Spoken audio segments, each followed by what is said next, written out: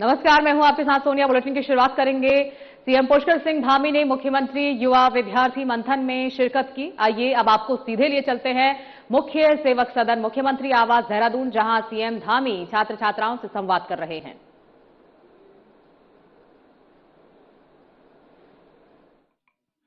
ठीक है, मैंने इसलिए पूछा कि आप लोग अभी सब लोग बोले होंगे तो कितने बोले होंगे अभी? नहीं 15-16 नहीं, ज्यादा हो गए। 20 ज्यादा, अराउंड मुझे लगता है 50 से ज्यादा बोल दिए होंगे हैं? अप्रॉक्स। अभी बहुत सारे छूट गए और छूट ही नहीं गए। जिनको हम डेस्टिनेशन के रूप में नहीं जानते हैं कि ये डेस्टिनेशन है, वो भी हमारे यहाँ डेस्टिनेशन है। ठीक है ना? और 70 से ज्यादा हमारा जो एरिया है वो फॉरेस्ट है। हमारे यहाँ कितने ग्लेशियर हैं? बहुत सारे ग्लेशियर हैं, है ना? मैंडेटरी होते हैं 9th ग्रेड से, तो उनकी जो हेल्थ है in terms of activeness and muscle वो हमसे बेटर है सिंस द इंडियन एवरेज। तो फिर अगर हम ऐसी पॉलिसी लाए कि 2-3-4 बार एक हफ्ते में गेम्स पीरियड हो जिसमें हम एक्टिवली खेल रहे हैं, या फिर हमसे कर सकता है सर। मतलब कि एक वीक में 3 दिन या 4 दिन हाँ जी, गेम्स होने चाहिए। हाँ जी सर। अच्छा, लाइक एक पीरियड होना चाहिए 3-4 बार एक हफ्ते में। पहले के समय में, हमारे समय में जब हम पढ़ते थे तो गेम्स का एक पीरियड होता था पहले। हाँ सर, लेकिन लास्ट में हाँ जी दिन होता है। चलिए और बताइए, आप बताइए, आपका सर, अपना नाम बताओ पहले आप। Rushil Batra. Rushil Batra. So to add on to what he said, sir, what schools can do is actually real life skills are बहुत missing in Uttarakhand school because sir देखा जाए तो skills like carpentry and like art and so like even so many sports sir हमें हफ्ते में मुश्किल से एक बार मिलता है, वो भी mostly periods खा जाते हैं। स्केट का यहाँ पर क्या है कि थोड़ा प्रॉब्लम क्या है, ये जो स्केटिंग ट्रैक है यहाँ के जो भी बने हैं यहाँ पर, Yes sir. वो एक तो छोटे हैं थोड़ा। जब ये लोग बड़े कंपटीशन में जाते हैं यहाँ के बाद, वो वहाँ बहुत बड़ा होता है। मेरा बेटा भी गया था स्केट करने। Actually sir, that is really true because यहाँ पे तो skating competitions होते हैं, right? They have very small tracks. और बताइए, और कौन बताएगा? सर मेरा नाम आद्या है। जैसे स्वतंत्र ने बोला स्पोर्ट्स होना चाहिए इन्वॉल्व, बिल्कुल होना चाहिए सर। जैसे हमारी एनसीईआरटी बुक्स में आजकल ना हम बहुत देखते हैं कि एक्टिविटीज बहुत इन्वॉल्व होती हैं। यूजुअली मैंने देखा है कि वो टीचर स्किप कर देते हैं। बास्केटबॉल से आप फिजिक्स सीख सकते हैं, ठीक है। फुटबॉल से आप बहुत सारे ऐसी फिजिक्स हो गया, केमिस्ट्री हो गया। स्पोर्ट्स को आप एजुकेशन के साथ मिक्स कर सकते हैं और अच्छे होते हैं। आपने बहुत अच्छी बात बोली कि जिसका जिसमें इंटरेस्ट हो उसको उसमें मौका मिलना चाहिए, यही कहना चाह रही है ना? सर मतलब एक ही चीज पे फोकस ना करके टैलेंट में भी फोकस किया जाए। टैलेंट पर फोकस होना चाहिए। बहुत अच्छा। आपका क्या नाम है? Sir Navya. Navya, thank you sir. बहुत अच्छा। कि स्कॉलरशिप हमारे यहाँ पर ऐसे होता है कि पढ़ाई में ही मिलती है, पर अदर कंट्री में ऐसा नहीं होता। बचपन से अगर बच्चा ड्राइंग में अच्छा है या स्पोर्ट्स में अच्छा है या खेल में अच्छा, अलग अलग चीजों में अच्छा होता है, तो उसे उसी चीज में बढ़ावा दिया जाता है कि आगे चल के अच्छा हो जाएगा। अन्य महानुभाव दिख जाएंगे, वो उस प्रकार के लीडर भी कुछ बन जाए तो अच्छा है। कोई आप लोगों में से 2-4 लोग बन जाएंगे तो कोई बुराई नहीं है। लेकिन लीडर कौन होता है? जो हर फील्ड में, जो भी फील्ड में काम करता है, जिस फील्ड में काम करता है, वो सबसे आगे रहता है, सबसे अच्छा काम करता है, अपने कमिटमेंट पूरे करता है, अपने साथ सारे लोगों को आगे बढ़ाता है। जैसे क्रिकेट की फील्ड में आज सबसे अच्छा कौन खेल रहा है?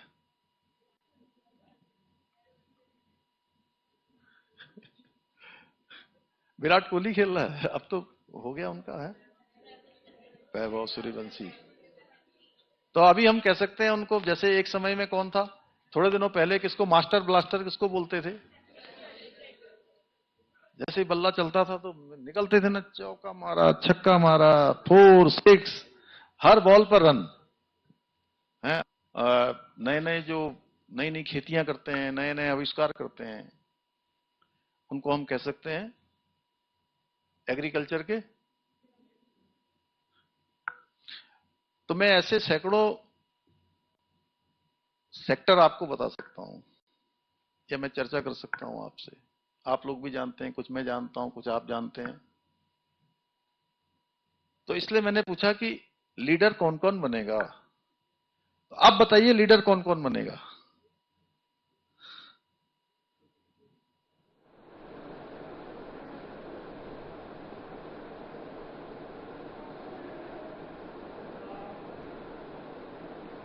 उत्तराखंड सरकार में खेल एवं युवा कल्याण कैबिनेट मंत्री रेखा आर्य हरिद्वार स्थित हर की पैड़ी से गंगा जल लेकर पैदल कांवड़ यात्रा के साथ ऋषिकेश पहुंची, जहां पौराणिक वीरभद्र महादेव मंदिर पहुंचकर उन्होंने विधि विधान के साथ भगवान शिव का जलाभिषेक व रुद्राभिषेक किया और देश प्रदेश के सुख समृद्धि की कामना की।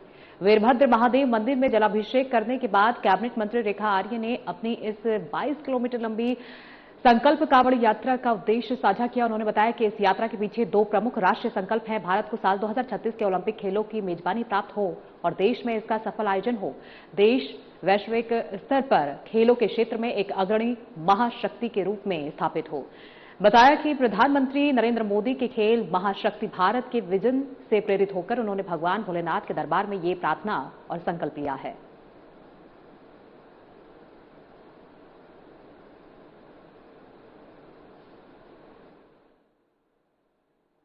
देखिए, आज कावड़ का एक विशेष दिन है और इस विशेष दिन में भगवान शिव की प्रेरणा से हमारे देश के यशस्वी प्रधानमंत्री जी का जो राष्ट्रीय संकल्प है कि 2036 का ओलंपिक की मेजबानी भारत करे, भारत खेल के क्षेत्र में महाशक्ति बन के उभरे, उसी संकल्प को ऊर्जा देने के लिए इस देवभूमि उत्तराखंड से यह संदेश माननीय प्रधानमंत्री जी का जो राष्ट्रीय संकल्प हो वो पूर्ण हो, यह यात्रा उस रूप में समर्पित है।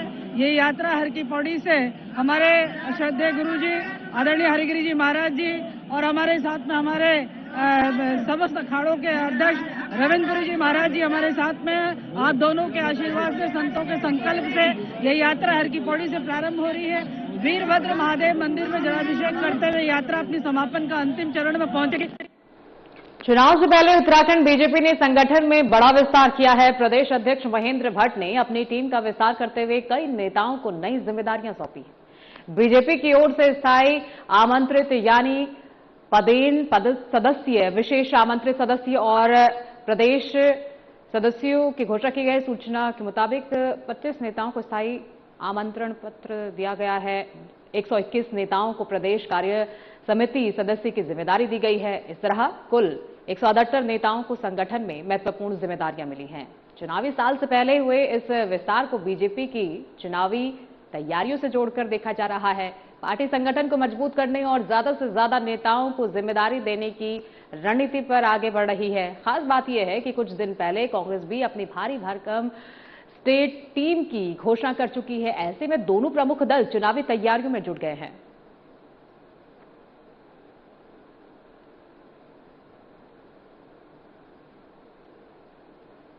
बीजेपी प्रदेश अध्यक्ष महेंद्र भट्ट ने अल्मोड़ा में कांग्रेस के राष्ट्रीय अध्यक्ष मल्लिकार्जुन खड़गे की मौजूदगी में हुई शंखनाद रैली पर तीखा हमला बोला है। महेंद्र भट्ट ने कहा कि खड़गे उत्तराखंड आए और खड़ग करके चले गए। उन्होंने रैली में जिन मुद्दों को उठाने की कोशिश की वे सभी कांग्रेस की सरकार के दौरान हावी थे। भट्ट ने कहा कि प्रधानमंत्री नरेंद्र मोदी और मुख्यमंत्री पुष्कर सिंह धामी के नेतृत्व में प्रदेश में युवाओं को सरकारी नौकरियां मिल रही हैं और नकल विरोधी परीक्षाएं कराई जा रही हैं। इसके साथ ही स्वरोजगार के क्षेत्र में भी युवाओं को बड़े स्तर पर अवसर दिए जा रहे हैं। उन्होंने कहा कि लखपति दीदी जैसी योजनाओं से लाखों महिलाओं को आत्मनिर्भर बनने का अवसर मिला है। प्रदेश में लगातार सुनियोजित विकास हो रहा है।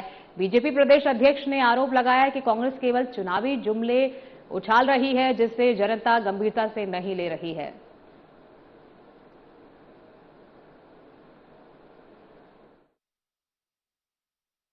देखिए, ना संघ था ना नाथ था। खड़गे जी आए और खड़क कर चले गए। उनकी बात को कोई गंभीरता से उत्तराखंड जनता ने लिया नहीं है और जिन विषयों को बोल रहे हैं वो सारे विषय कांग्रेस के कालखंड में अभिशाप थे। युवा बेरोजगारी के लिए भटक रहा था। आज 34,000 से ज्यादा युवाओं को राज्य सरकार में नौकरी मिली है और नकल विहीन परीक्षा राज्य के अंदर हो रही है। अनेकों स्वयंसेवी संगठनों के माध्यम से रोजगार के अवसर के साथ साथ लखपति दीदी जो हमारी योजना है वो क्रियान्वित हो रही है। अनेकों युवाओं ने अपने कारोबार को प्रारंभ किया है। 40% तक जो पलायन है वो बैक हुआ है। तो अनेकों इस प्रकार के सारे विषय जो राज्य के हित में मुख्यमंत्री पुष्कर धामी जी की सरकार काम कर रही है और जिसका प्रभाव जनता में। फिलहाल वक्त हो गया एक छोटे से ब्रेक का। ब्रेक के बाद फौरन लौटेंगे, बने रहिए हमारे साथ।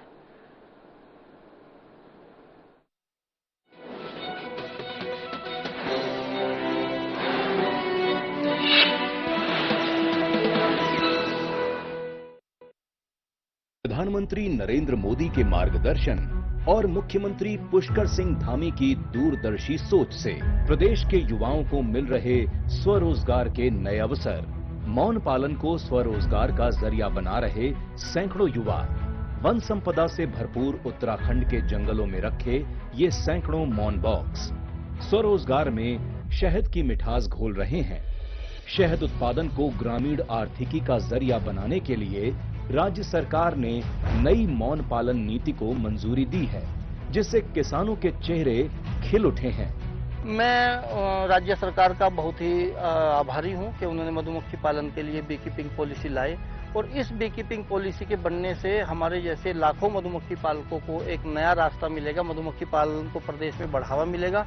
उत्तराखंड सरकार इस नीति के तहत मौन बॉक्स स्थापित करने, उनके माइग्रेशन, शहद प्रोसेसिंग यूनिट और टूल किट की खरीद पर मौन पालकों को 80% तक की सब्सिडी दिए जाने का प्रावधान है। मेरा ये मानना है कि जिस तरह से आज की तारीख में 80% तक की सब्सिडी मौन पालकों को दी जा रही है, तो ये अपने आप में बहुत बड़ा प्रयास है। और मेरा ये मानना है कि आपकी खेती बाड़ी के साथ मौन पालन के जरिए आप अपनी आमदनी को बहुत बढ़िया स्तर पे लेके जा सकते हैं।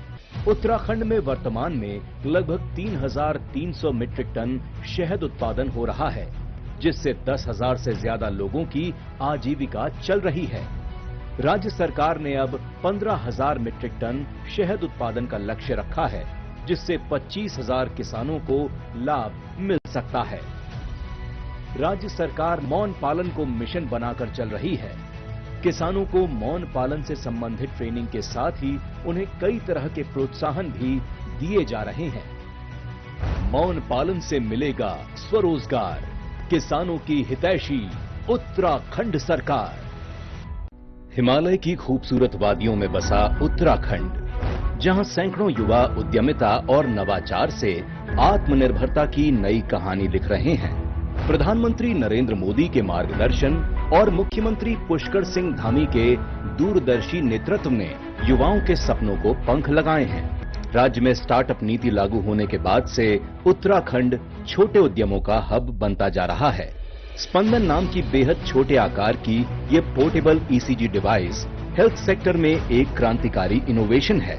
इसे देहरादून के स्टार्टअप सनफॉक्स टेक्नोलॉजी ने विकसित किया है।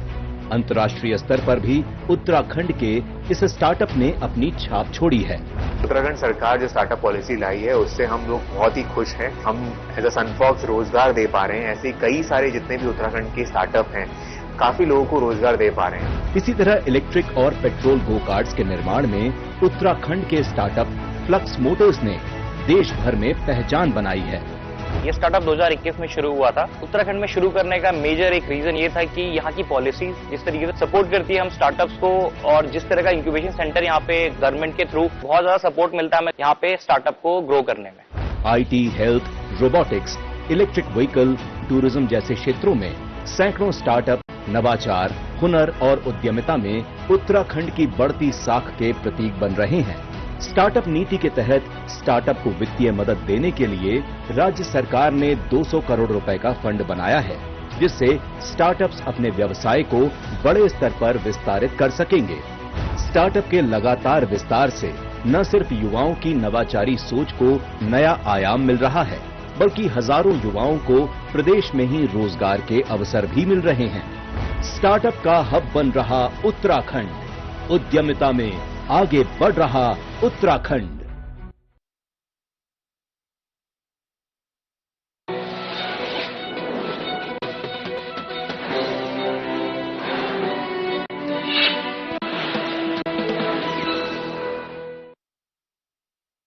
ब्रेक के बाद एक बार फिर स्वागत है। खबरों में आगे बढ़ेंगे। देहरादून में बीजेपी प्रदेश अध्यक्ष महेंद्र भट्ट ने हर घर तिरंगा अभियान को लेकर जानकारी दी। उन्होंने बताया कि भारतीय जनता पार्टी पिछले 3 वर्षों से हर घर तिरंगा कार्यक्रम आयोजित कर रही है और इस वर्ष भी प्रधानमंत्री नरेंद्र मोदी के आह्वान पर देश भर में ये अभियान चलाया जा रहा है। उत्तराखंड में मुख्यमंत्री पुष्कर सिंह धामी और प्रदेश अध्यक्ष महेंद्र भट्ट ने देहरादून से अभियान की शुरुआत की है। भट्ट ने बताया कि बीजेपी कार्यकर्ता घर घर जाकर लोगों से तिरंगा लगाने की अपील कर रहे हैं। उन्होंने प्रदेशवासियों से देशभक्ति की भावना के साथ अपने घरों पर तिरंगा फहराने का आग्रह किया। यह अभियान आगामी 15 अगस्त तक चलेगा। अभियान की शुरुआत के बाद आज से प्रदेश के सभी जिलों में कार्यक्रम आयोजित किए जाएंगे। इसके बाद मंडल स्तर तक भी हर घर तिरंगा अभियान को पहुंचाया जाएगा। बीजेपी का उद्देश्य स्वतंत्रता दिवस के अवसर पर देशभक्ति की भावना को जन जन तक पहुंचाना है।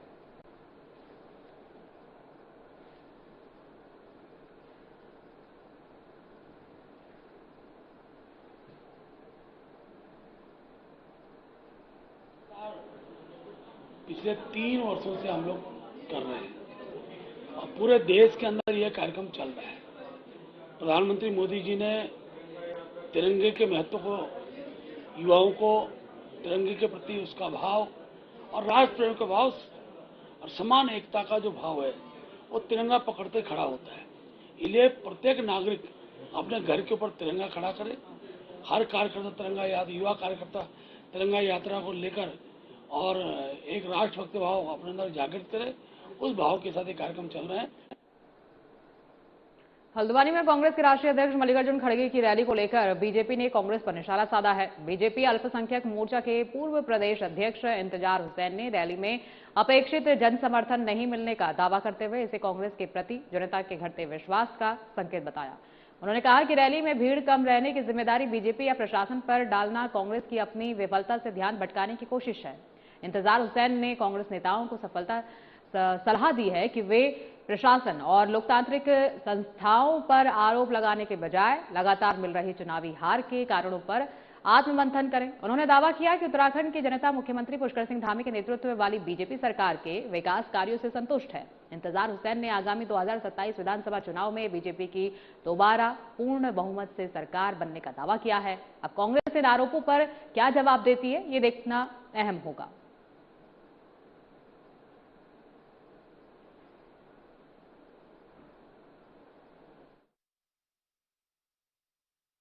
कांग्रेस के राष्ट्रीय अध्यक्ष मल्लिकार्जुन खड़गे जी का हल्द्वानी शहर में कार्यक्रम था और उससे पूर्व 15 दिन पहले कांग्रेस के बड़े बड़े दिग्गज नेता कुमाऊं क्षेत्र के कुमाऊं की सारी विधानसभाओं में जनता को इकट्ठा करने में लगे थे, लेकिन उनके प्रस्तावित कार्यक्रम के अनुसार कुमाऊं क्षेत्र की सारी विधानसभाओं से जो संख्या कार्यक्रम स्थल पर आनी चाहिए थी, जो उन्होंने प्रयास किए थे, कुमाऊं की जनता ने कांग्रेस की रैली से दूरी बनाकर रखी। जनता कांग्रेस के कार्यक्रम में नहीं पहुंची। फोटो के माध्यम से आप देख सकते हैं कि कुर्सियां उनकी खाली पड़ी हैं। गुरुद्वारा श्री हेमकुंड साहिब मैनेजमेंट साहिब के कपाट 10 अक्टूबर को बंद होंगे। गुरुद्वारा श्री हेमकुंड साहिब मैनेजमेंट ट्रस्ट के अध्यक्ष नरेंद्रजीत सिंह बिंद्रा ने बताया कि गुरुद्वारा श्री हेमकुंड साहिब की यात्रा 10 अक्टूबर को औपचारिक रूप से बंद कर दी जाएगी। इस वर्ष 23 मई को कपाट खुलने के बाद अब तक लगभग 2,38,000 से अधिक संगतों ने दर्शन किए। इन दिनों हेमकुंड घाटी फूलों से गुलजार है। दुर्लभ ब्रह्म कमल भी खिले हुए हैं, जिससे क्षेत्र की प्राकृतिक सुंदरता देखते ही बन रही है। ट्रस्ट ने श्रद्धालुओं से इस मनमोहक दृश्य का आनंद लेने की अपील की है। नरेंद्रजीत बिंद्रा ने बताया कि हेमकुंड साहिब समुद्र तल से 15,000 फीट से अधिक ऊंचाई पर स्थित है और सिख परंपरा का उसका विशेष धार्मिक महत्व है। उन्होंने यात्रा के सफल संचालन में सहयोग के लिए उत्तराखंड सरकार, जिला प्रशासन, पुलिस सेना, सुरक्षा बलों, सेवादारों और संगत का आभार जताया। ट्रस्ट ने श्रद्धालुओं से अपील की है कि वे 10 अक्टूबर से पहले अपनी यात्रा पूरी कर लें। इसके बाद उच्च हिमालयी क्षेत्रों में शीतकालीन बर्फबारी के चलते हेमकुंड साहिब के कपाट बंद रहेंगे।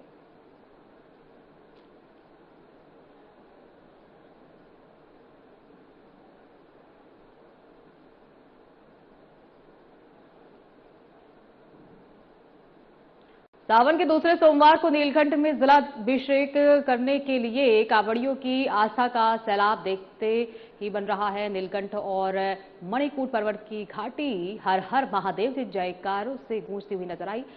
तो वहीं उम्मीद है कि आज शाम तक कांवड़ियों की भीड़ तेजी से बढ़ेगी, फिर धीरे धीरे कांवड़ियों की संख्या कम होगी, क्योंकि 11 अगस्त को सावन की शिवरात्रि का जलाभिषेक होगा। ये जलाभिषेक कांवड़ियां और शिव भक्त अपने अपने क्षेत्र शिवालयों में करेंगे। नीलकंठ महादेव मंदिर के मुख्य पुजारी शिवानंद गिरी ने बताया कि वेद पुराणों के मुताबिक सावन के महीने में किसी भी शिवालय में जलाभिषेक करने से कष्टों का निवारण होता है। एसएसपी पौड़ी सर्वेश पवार और एसएसपी टेहरी श्वेता चौबे ने बताया कि विपरीत मौसम के बावजूद पुलिसकर्मी कांवड़ियों को सुरक्षित और व्यवस्थित तरीके से जलाभिषेक के बाद गंतव्य की ओर रवाना करने में लगे हैं।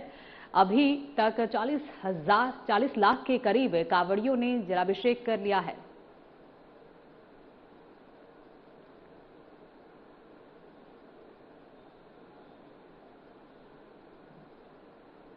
देहरादून के सहसपुर ब्लॉक की ग्रामीण महिलाओं ने इस बार हर घर तिरंगा अभियान को खास बना दिया है। शंकरपुर स्थित सिलाई यूनिट में स्वयं सहायता समूह की महिलाएं अपने हाथों से सूती कपड़े के तिरंगे तैयार कर रही हैं। अब तक 5000 से ज्यादा राष्ट्रीय ध्वज तैयार किए जा चुके हैं।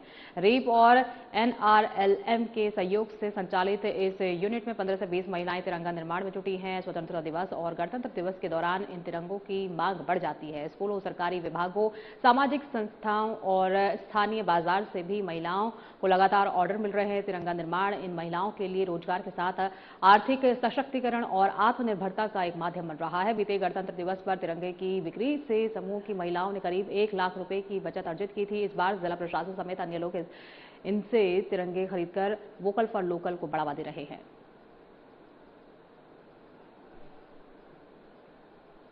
तो लगातार स्वयं सहायता समूह की महिलाएं अब आत्मनिर्भर बनती हुई नजर आ रही हैं। इन महिलाओं ने एक मुहिम चलाई है हर घर तिरंगा, जिसको लेकर सरकार लगातार कोशिश कर रही है। नेता घर घर पहुंच रहे हैं और इसी बीच एक नए इनोवेशन के साथ महिलाओं ने सूती कपड़ों से तिरंगा बनाने का ठाना है और अभी तक लाखों रुपए ये इस रोजगार से कमा चुकी हैं। और गणतंत्र दिवस के अवसर पर, स्वतंत्रता दिवस के अवसर पर इन तिरंगों की ज्यादा बिक्री होती है।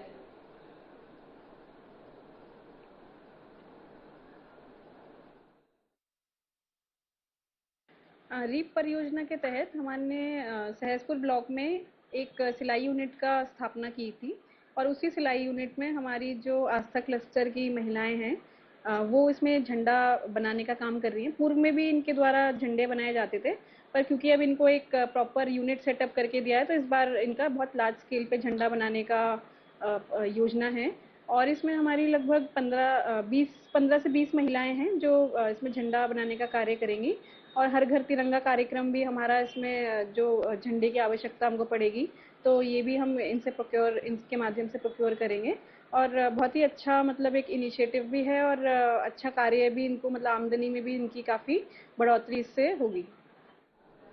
बुलेटिन में फिलहाल के लिए इतना ही। एक नजर डालेंगे आज की बड़ी खबरों पर।